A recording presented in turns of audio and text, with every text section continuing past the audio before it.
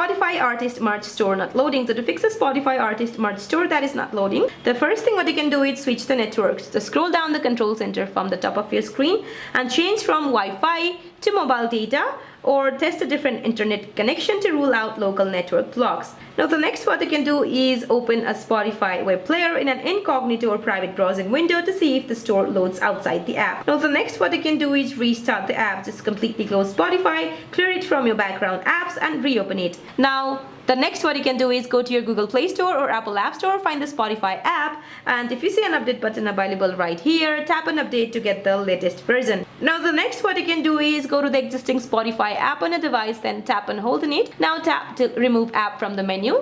Now tap delete app to confirm it. Once deleted, go to your Apple App Store or Google Play Store, find the Spotify app and then re-download it from there. So that's it for this video guys. I hope this video is helpful. Please don't forget to like and subscribe. See you in my next video.